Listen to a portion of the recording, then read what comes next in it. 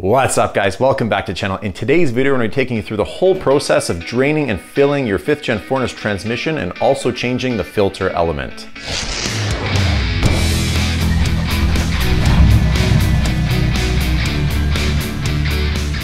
All right, so today we're going to be doing a drain and fill on our 5th gen 4Runner's transmission. The procedure I'm going to show you is probably the best procedure for getting the most fluid out and getting some new fluid in. There are some methods that people use, but it only changes out like 3 quarts. The method I'm going to show you is going to do 5 to 6 quarts of new fluid. The 5th gen 4Runner's transmission has about 11 quarts of fluid in it. So a drain and fill isn't a full change of your fluid. A full change of your fluid would be a flush, and you'd want to take that into Toyota, have them do it. They put special stuff on your transmission. The thing with a flush is it's not known to be as safe, especially for older transmissions. If you're doing a drain and fill frequently, it's probably the only real procedure you need to do to keep your transmission fluid as fresh as it needs to be for the 5th gen 4Runner. The Toyota WS Fluid is very durable, very good quality fluid that can last almost the lifetime of the transmission. At least that's how it's advertised. The method I'm going to show you though is going to change out a lot of that fluid, and we're going to put a new filter in, and we're also going to take off the pan, change the gasket, and clean the magnets in there. We're also going to check the level. We're going to do 2 different methods of checking the temperature of the transmission, and we're going to compare the 2 to see which one's accurate. Is the infrared thermometer as accurate as using an OBD2 scan tool? But let's jump into it and let's go over what you need to change out the transmission fluid. All right, so let's first start talking about supplies here. So you will need 6 quarts of ATF WS Toyota fluid. Now there is an older version of this fluid. It's exactly the same. Don't worry if you get the older version. It's exactly pretty much the same as the newer version. They just made some very small tweaks, but they're fully compatible and cross-compatible. You'll have your check plug and your drain plug. These are the crush washers for those. You'll have the filter for the inside, and the filter has this O-ring on it, which will need to be replaced as well. And then you'll also have a gasket that goes around the pan. The fill plug will also have a similar little rubber gasket like this.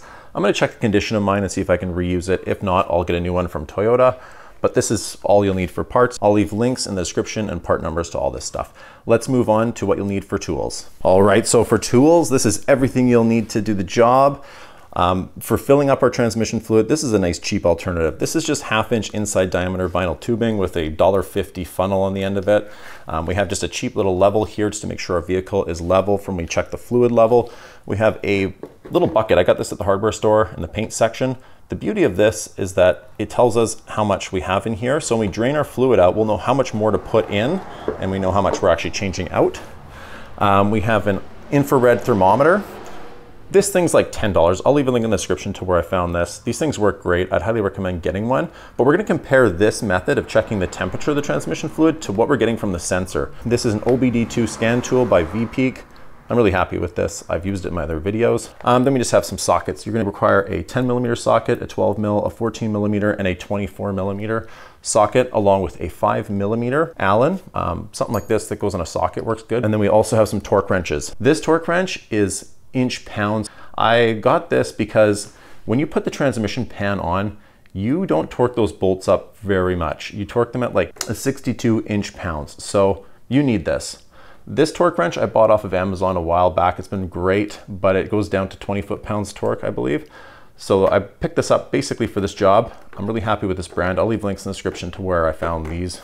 And then we also have some rags, lint-free, because we're going to clean out that transmission pan, and we're also going to clean those magnets out, get all that crap off of them, all the metal shavings and filings, and that's everything you'll need.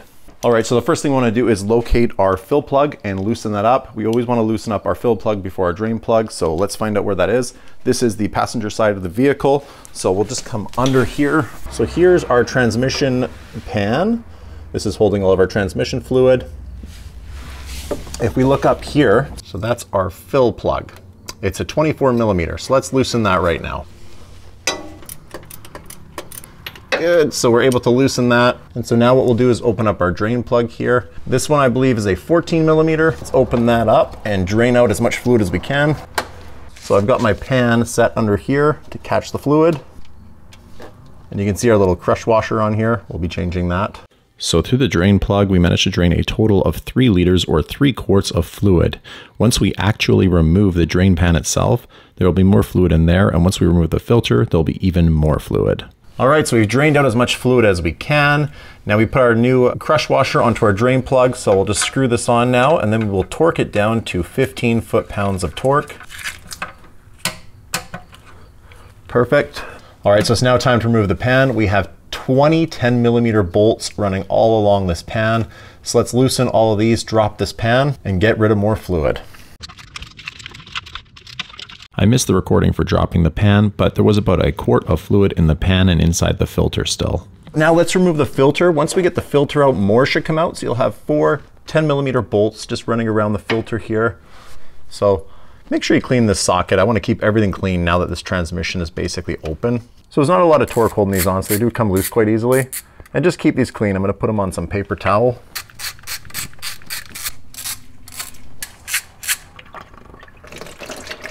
Yeah, there we go. A whole bunch more fluid just drained out.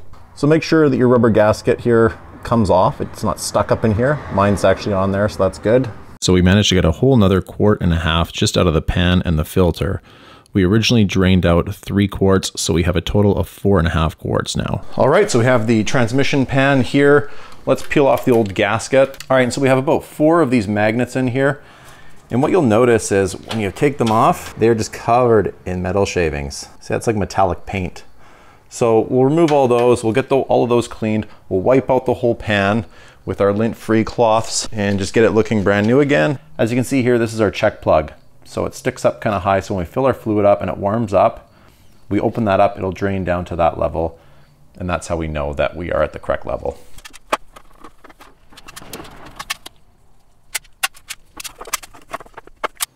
Damn, that pan looks brand new. All right, so we're now ready to put our new filter on. So just make sure it's clean. Make sure your gloves are clean. Make sure you have your new rubber O-ring in here. What you do is just kind of push this up, move it around. Then you'll run your 10mm little bolts in here.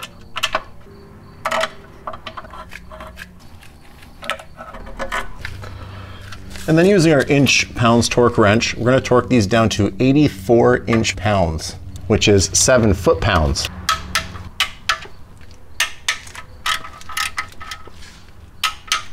Perfect. So it's a little tricky to keep the gasket lined up properly with the pan, but the way that I did this was I held a couple 10mm bolts in place through the holes and through the gasket as I fed the pan up. Then once it was in place, I tightened those bolts up and then moved on to the rest of the bolts. Get the bolts just started, keep them loose, and then get all of them in and then kind of start to tighten them down. That way you know your gasket's in a good position. All right, so we ran all 20 of those 10mm bolts in, just hand tight, left them all kind of loose, and then slowly tighten them all up together just to ensure that the gasket is lined up perfectly. Now we're ready to torque them down though. So we're gonna torque them down to 62 inch-pounds. And what we'll do is we'll just kind of work in a crisscross kind of a pattern to get these all tightened up. So let's do that. Once we have all of these tightened to 62 inch-pounds, a good idea, because there's so many, is just do a whole circle and check the tightness of all of them, just so you don't leave one loose and end up with a leak. All right, so we got our fill plug up there. There it is, kind of hard to see. It's that big 24mm. So we'll just loosen that up, and that's where we're gonna add our fluid. That rubber washer on there is looking really good, so I think I'll just keep that one. All right, so here's our funnel with our vinyl tubing here. So I used about 4 feet of this. 4 feet is all you need.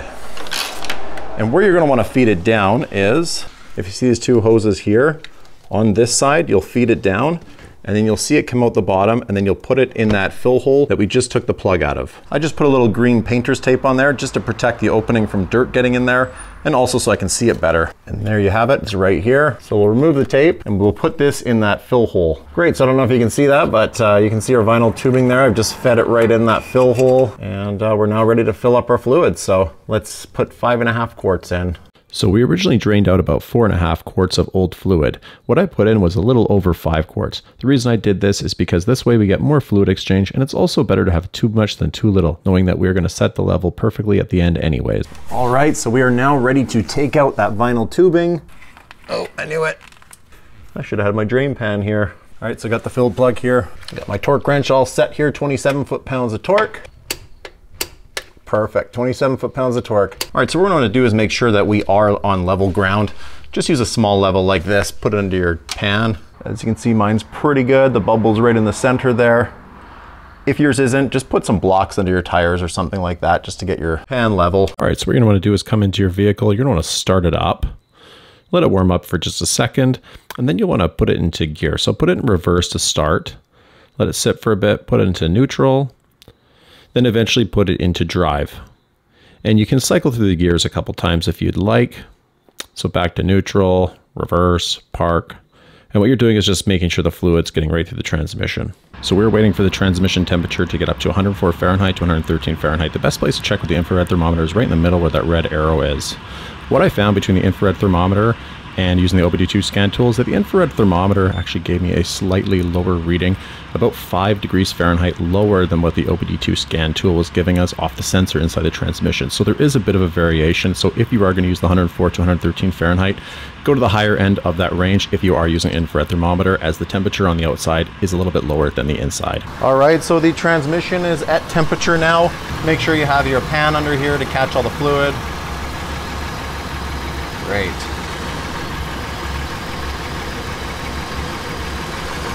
All right, so we got the level set here. We're now gonna torque down this 5mm Allen down to 15 foot-pounds of torque. Good. And that completes our job. What I would do now is I would just spray a little bit of brake clean on here to get everything cleaned up to make sure we don't have any leaks. After cleaning your pan, take it out for a nice drive, then come home and inspect it for leaks. Now we'll see if there's any leaks happening because it's all completely cleaned off. All right, so that is how you do the drain and fill and filter change on the 5th Gen 4Runner. As for checking the level, the OBD2 scan tool obviously takes the cake. It is more accurate because this did read about 5 Fahrenheit lower than the OBD2 scan tool. If you want to know where to find this scan tool, I got this on Amazon. I'll leave a link in the description. And I also used a free app on my phone called Car Scanner. So this thing works great, but this thing also works as well. This is probably the safest way to check the level. There is another way where you can jump your OBD2 port there on your car. But my fear is that somebody might short out their computer, cause damage to their ECU. So I think these two methods are probably the safest bet. I'll leave links in the description to everything I used, all the torque specifications and everything you need to know in order to do this job. I hope you guys found this video useful. If you did, please like and subscribe. I hope to come out with a lot more videos, and I always appreciate your guys' support. I hope to see you guys in the next video. Bye now.